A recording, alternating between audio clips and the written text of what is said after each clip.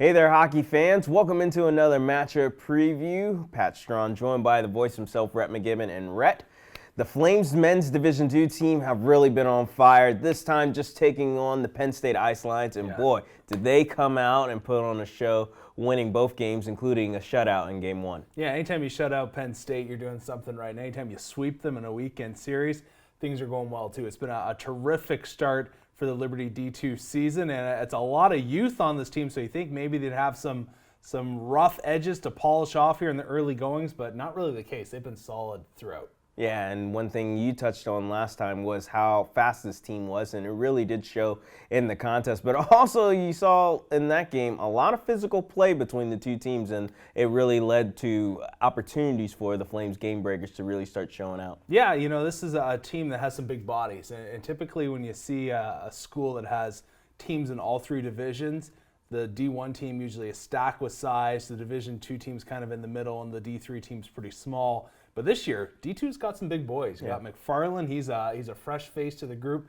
He's a bigger body. You got Carter, who's a big guy as well. So this is a team. Flanders, you know, he's a thick guy. He's pretty tall too. So this is a team that has some size, that can play in those physical matchups, and it bodes well for them. And then they can use their speed. So when you got size and you have speed, you got a great combo there, and it showed off against Penn State.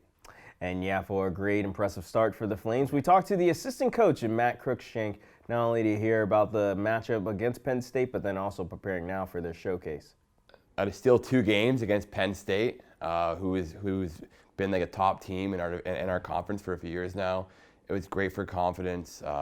You know, we almost lost it on the Saturday game, but it really showed us, you know, like our character, that we had to come back after honestly what you might call a weak first period on Saturday, and we really came back and we battled hard, which was amazing. We don't know a whole lot right now about MSU Denver and UMass Lowell, but we know like they have been ranked pretty high in their conference.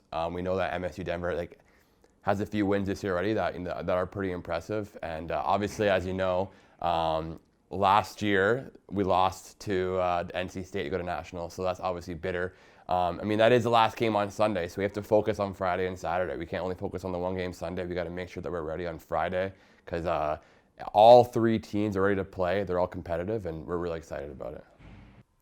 And right now, the Flames turn their attention to the showcase they have this weekend. I mean, 3 quality teams coming in here. You got MSU Denver coming in. They're going to play them Saturday. You're also playing UMass Lowell. And then, obviously, the big one, NC State on Sunday. So, obviously, Flames are trying to turn their attention to 3 quality opponents this weekend. Yeah, I'm sure they all have, though, that Sunday matchup against NC State kind of marked down on the calendar. Obviously, NC State, the team that knocked them out of last year's regionals and a chance to go to the national tournament last season. So it's going to be 3 good hockey games for this group, and it's good to see a guy like Timothy Doe really kind of get going offensively this past weekend against the Ice Lions, scoring 3 goals and having multiple assists as well. And he's a guy that is just a dynamic forward for them, and they've stayed relatively healthy. So this is a good weekend for Liberty Hockey at home to potentially chalk up 3 more wins. 3 wins in 3 days is tough to do, but if we've seen anything from this program in the early stages of this season, this looks like a group of players that will have the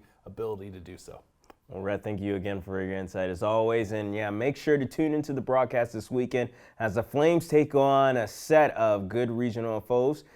For more information, make sure to always follow us on social media and to check things out, and then also tune into the broadcast. Once again, this is Rhett McGibbon, and I'm Pat Strawn.